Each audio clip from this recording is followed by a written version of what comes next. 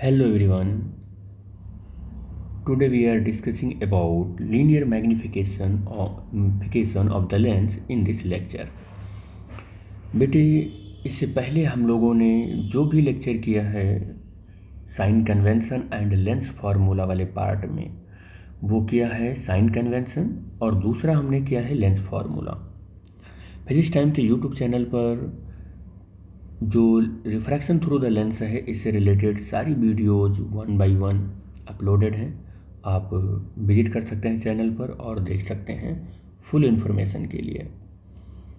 Linear magnification क्या होता है मैं इस पर डिटेल में बात करूंगा इसी लेक्चर में। तो याद रहे कि जब कभी भी आप किसी ऑब्जेक्ट से का इमेज आप फाइंड कर रहे हैं जो कि किसी लेंस या मिरर ने बनाया है, किसी भी लेंस या मिरर के थ्रू बनाया गया कोई भी इमेज है, कोई भी इमेज हो, चाहे वो लेंस बना रहा हो, चाहे वो लेंस बना रहा हो, चाहे वो मिरर बना रहा हो, किसी भी ऑब्जेक्ट का मान लो वो ऐसे, तो इस ऑब्जेक्ट का मान लो कहीं पर इमेज बनता है, कहीं पर भी इमेज ऐसे बन रहा है, ठीक है। इमेज कहीं पर बन रहा होगा ऐसे, मान लो ये यहाँ पर बन रहा है। तो आपको एक चीज़ बहुत बेहद ज़रूरी है जानना।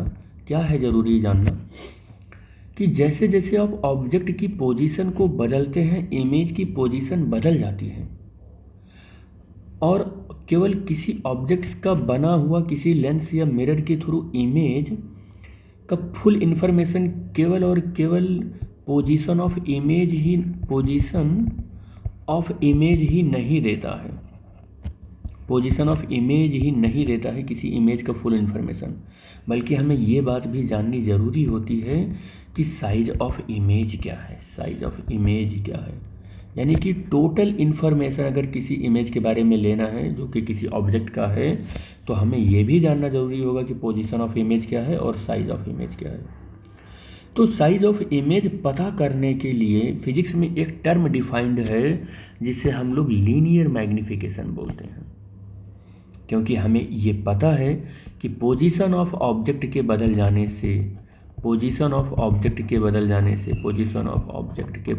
से हमारा साइज ऑफ इमेज और पोजीशन ऑफ इमेज बदल जाता है। और किसी भी इमेज का फुल इंफॉर्मेशन लेना है तो ये दोनों चीज़ें पता होनी चाहिए और पोजीशन ऑफ ऑब्जेक्ट भी पता होना चाहिए। तो इसी भी में position of object, position of image और size of image, size of object, इन्हीं सब चीज़ों को नज़र में रखते हुए एक टर्म डिफाइंड किया गया जिसे हम लीनियर मैग्नीफिकेशन बोलते हैं, जो इन्हीं के बारे में हमें इन्फॉर्मेशन देता है। क्या इन्फॉर्मेशन देता है लीनियर मैग्नीफिकेशन? ये इन्फॉर्मेशन ये देता है कि हाउ मेनी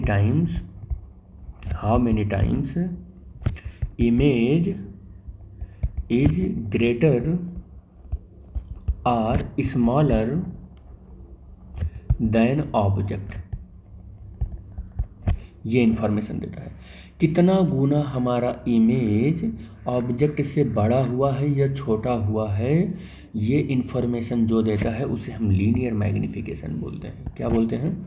लीनियर मैग्नीफिकेशन देते हैं, वो बोलते हैं। लीनियर मैग्नीफिकेशन का अगर आप स्टैंडर्ड डेफिनेशन भी लिखना चाहते हैं तो वो भी आप लिख सकते हैं। क्या लिख सकते हैं?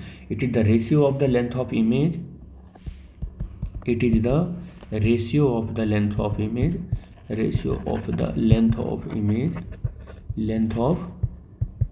Image to the length of object. यानी कि मैग्नीफिकेशन m इक्वल टू क्या हुआ? Length of image upon length of object. यही किसके इक्वल हो जाता है?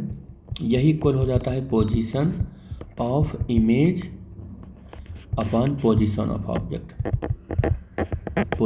ऑब्जेक्ट के इक्वल हो जाता है। ये भी याद रखें।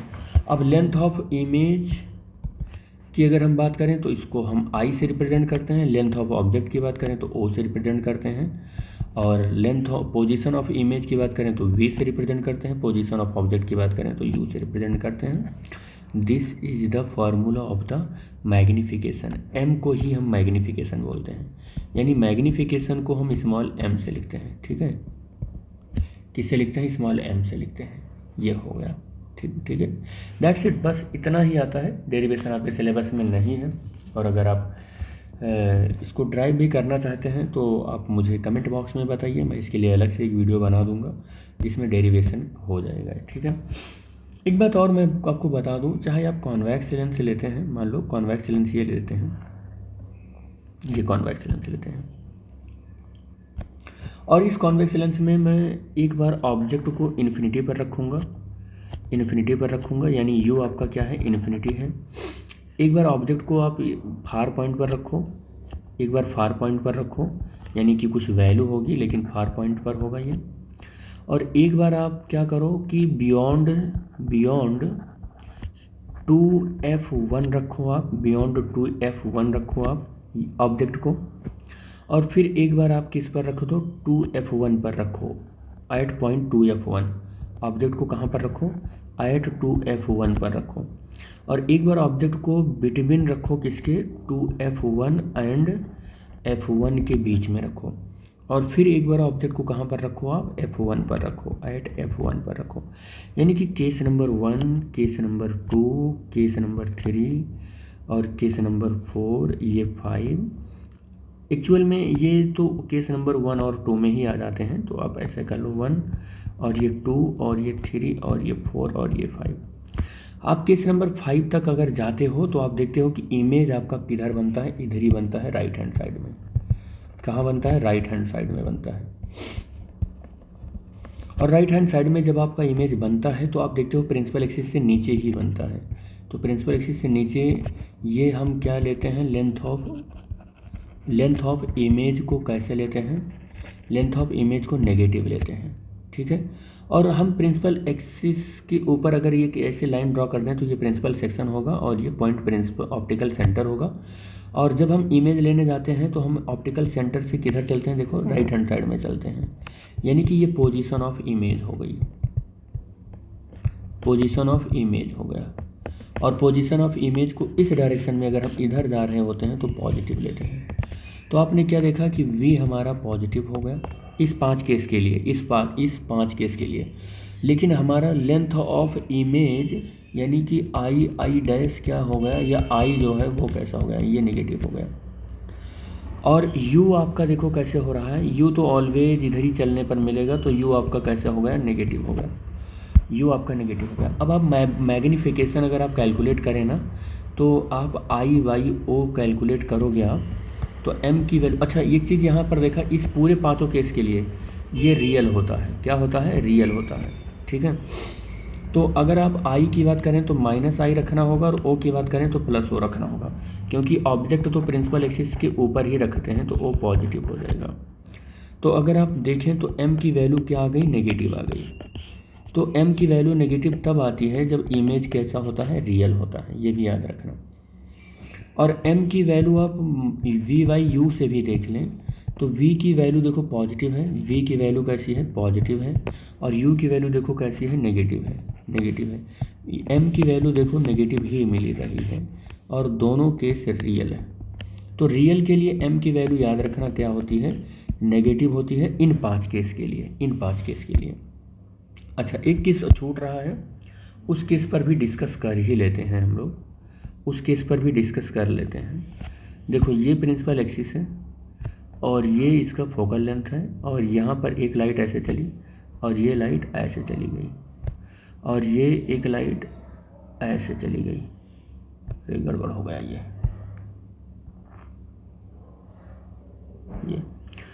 अब देखोगे कि इसको एक्सटेंड करोगे तो कुछ इस तरीके से एक्सटेंड होके यहाँ कहीं मिलेगा। तो अब आप ज़रा देखो कि ऑब्जेक्ट ओ डैश जो है ना, ये पॉजिटिव तो होगा, ये पॉजिटिव होगा, और आई डैश क्या होगा? आई डैश क्या होगा? ये भी तो पॉजिटिव होगा। और ये देखो यू नेगेटिव होगा आपका, और वी भी नेगेटिव होगा आपको, क्योंकि ये सब लेफ्ट हैंड साइड बन रहे हैं, सब लेफ्ट हैंड साइड बन रहे हैं। अब अगर एम देखें, और हाँ ये जो केस है ये छठा वाला केस है, जहाँ पर ऑब्जेक्ट कहाँ पर रखा है? Between F1 and optical centre O या लेंस O के बीच में रखा हुआ है। तो इसके लिए आपका अगर मैग्नीफिकेशन देखना है तो I/O होता है। तो M इक्वल टू देखो I भी पॉजिटिव रखना है और O भी पॉजिटिव रखना है, और M की वैल्यू आपको कैसे मिल रहा है? पॉजिटिव। लेकिन वो इमेज कैसा है? वर्चुअल है। इमेज कैसा है? वर्चुअल है। ठीक है, आप M is equal to V/U भी करके देख लो आप। V की वैल्यू -V है, U की वैल्यू भी -U है। यहाँ पर देखो, दोनों देखो, तो M की वैल्यू आपने क्या देखा कि पॉजिटिव V/U आ गया। तो M की वैल्यू जब भी पॉजिटिव आता है तो इमेज वर्चुअल बन जाता है, इमेज वर्चुअल बन जाता है। और वर्चुअल इमेज के लिए आपने देखा U भी, वर्चुअल इमेज के लिए U भी नेगेटिव और V भी नेगेटिव। वर्चुअल इमेज के लिए और क्या देखा आपने कि I पॉजिटिव और O भी पॉजिटिव। ठीक है, वर्चुअल के लिए। और रियल के लिए क्या देखा आपने? रियल के लिए क्या देखा आपने कि U तो नेगेटिव है और V कैसा है? पॉजिटिव है। और यहाँ पर क्या देखा आपने कि I तो नेगेटिव है और O तो पॉजिटिव है। ये आपने देख लिया। ठीक है, O का मतलब मैं ऑब्जेक्ट लेंथ की बात कर रहा हूँ। O का मतलब ऑब्जेक्ट लेंथ और I का मतलब इमेज लेंथ, इमेज लेंथ। और U का मतलब पोजीशन ऑफ ऑब्जेक्ट या लेंथ ऑफ, या कह सकते हैं कि डिस्टेंस ऑफ ऑब्जेक्ट। इसको डिस्टेंस ऑफ ऑब्जेक्ट भी लिखते हैं हम लोग। डिस्टेंस ऑफ ऑब्जेक्ट कहाँ से होता है? ये from optical centre, optical centre होता है। और V क्या होता है? इसको हम पोजीशन ऑफ इमेज कहते हैं, पोजीशन ऑफ इमेज। और इसी को हम क्या बोलते हैं? और एक बात, distance of image from optical centre, optical centre, optical centre. ये भी याद रखना। ठीक है, तो आपको मैंने मैग्नीफिकेशन के बारे में बहुत डिटेल नॉलेज भी दे दिया। अच्छा, ये कॉन्वेक्स लेंस के लिए था, कॉनकेव के लिए भी देख लो आप। कॉनकेव के लिए देख लो आप, कॉनकेव लेंस के लिए देखो। कॉनकेव के लिए ये लेंस है मेरा। अगर वीडियो आपको समझ में आ रहा है और फुल इन्फॉर्मेटिव लग रहा है तो आप इसको लाइक ज़रूर करें, शेयर करें और कमेंट बॉक्स में हमें बताएं कि हाँ समझ में आ रही है और चीज़ें डिटेल में चल रही हैं। कोई भी प्रॉब्लम इससे अलग नहीं हो सकता है। जितना भी प्रॉब्लम है लेक्चर में वो सब डिस्कस कर लिया जा रहा है। ठीक है, यहाँ पर मैंने एक ऑब्जेक्ट रखा और ये ऑब्जेक्ट यहाँ पर बना लेते हैं थोड़ी दूर पर। ऑब्जेक्ट O डैश है। ऑब्जेक्ट पॉजिटिव लिया जाएगा। क्यों पॉजिटिव लिया जाएगा? यू नो वेरी वेल, क्योंकि प्रिंसिपल एक्सिस से ऊपर है ये हमने एक लाइट ले ली। ये लाइट ऐसे चलेगा, ये लाइट ऐसे चला जाएगा, क्योंकि ये जो लेंस है ये डाइवर्जिंग नेचर का होता है और इसको फिर हमको एक्सटेंड करना पड़ेगा। ये एक्सटेंड कर रहे हैं इसको, और एक्सटेंड करने के बाद डॉट डॉट डॉट डॉट करके इस लाइन को बता रहे हैं कि ये लाइन रियल में मीट नहीं कर रही है बल्कि वर्चुअल मीट कर रही है। ठीक है, वर्चुअल मीट कर रही है। तो और एक लाइट हमको और लेनी है और वो लाइट ऑप्टिकल सेंटर से पास करवानी है। चलो मान लो कि ऑप्टिकल सेंटर से पास हुआ है, ये मान लो कि ऑप्टिकल सेंटर से पास हुआ है। तो अब देखोगे इमेज यहाँ बन रहा है, ये इमेज बन रहा है I और I डैश। अब आप देख रहे हो कि I डैश भी प्रिंसिपल एक्सिस से ऊपर है, O डैश भी प्रिंसिपल एक्सिस से ऊपर है। तो I डैश क्या होगा? पॉजिटिव होगा। या मैं ऐसा कहूँ कि इमेज पॉजिटिव होगा। लेंथ ऑफ इमेज क्या होगा? लेंथ ऑफ इमेज पॉजिटिव होगा। और O डैश या O मैं अगर कहूँ तो ये भी पॉजिटिव होगा, या इसको मैं कहूँगा length of object, length of object, ये भी पॉजिटिव होगा। लेकिन V को ज़रा ध्यान से देखो, ये V मेरा क्या हो गया? नेगेटिव हो गया। और U मेरा क्या हो गया? ये भी नेगेटिव है। अब अगर आप देख रहे हो तो कॉनकेव केवल एक ही चीज़ बनाता है, और वो m इक्वल टू अगर वर्चुअल बनाता है और यहाँ से i बाई ओ कर दूँ तो i की वैल्यू आप देखो, i की वैल्यू कितनी है, i की वैल्यू पॉजिटिव है तो प्लस i रखेंगे, और o की वैल्यू देखो ये पॉजिटिव है तो प्लस o रखो। m की वैल्यू क्या आ गई, पॉजिटिव आ गई। m की वैल्यू पॉजिटिव आते ही तुरंत आप बता देते हैं कि ये क्या है, वर्चुअल है। क्या है, वर्चुअल। चलो m की वैल्यू v बाई यू से भी समझ लो, तो m की वैल्यू यहाँ से v की वैल्यू देखो माइनस v है, u की वैल्यू देखो माइनस u है, तो m की वैल्यू ये माइनस माइनस प्लस हो गया तो plus b by you, m की वैल्यू देखो पॉजिटिव आ गई। ये बात क्या बता रहा है कि ये भी वर्चुअल है। यानी कि आप इस वाले केस में दो चीज़ें देखें कि लेंथ वो पोजीशन ऑफ इमेज ये नेगेटिव होता है और पोजीशन ऑफ ऑब्जेक्ट ये भी क्या देखा आपने, नेगेटिव होता है। ठीक है, और यहाँ पर वर्चुअल में लेंथ ऑफ इमेज ये आपने क्या देखा, ये पॉजिटिव होता है, और लेंथ ऑफ ऑब्जेक्ट क्या देखा, लेंथ ऑफ ऑब्जेक्ट क्या देखा आपने, ये भी पॉजिटिव होता है। तो वर्चुअल के लिए क्या पॉजिटिव होता है, क्या नेगेटिव होता है, और रियल के लिए क्या पॉजिटिव और नेगेटिव होता है, मैंने सारा डिस्कशन कर दिया। ये देखो आप, ये देखो u की वैल्यू नेगेटिव, v की वैल्यू नेगेटिव। देखो वर्चुअल के लिए u की वैल्यू भी नेगेटिव, इसी को u, इसी को इमेज को v बोलते हैं, क्या बोलते हैं इसको, v बोलते हैं, और पोजीशन ऑफ ऑब्जेक्ट को u बोलते हैं। देखो नेगेटिव, सेम चीज़ें मैंने वर्चुअल के लिए यहाँ लिख रखी है।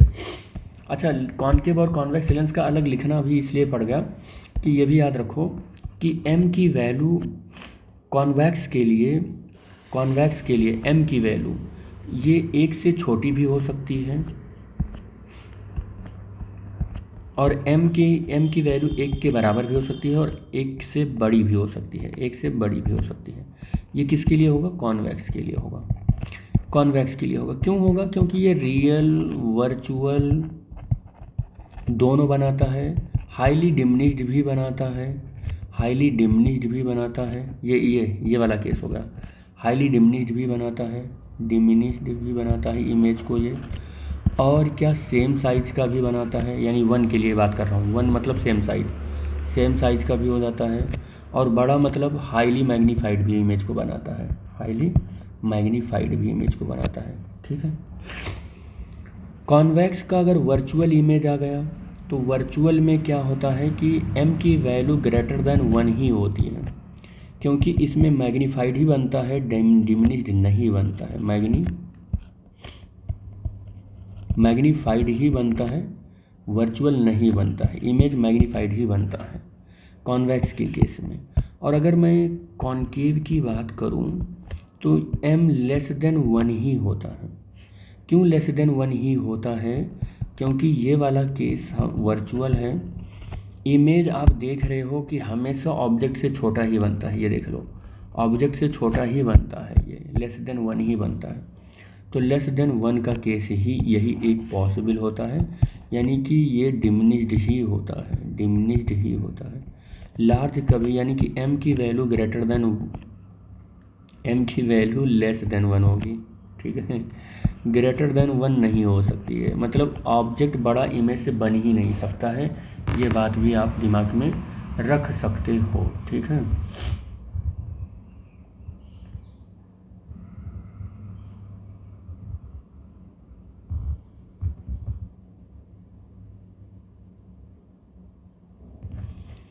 तो ये बात आप रख सकते हो दिमाग में, ये सारी चीज़ें।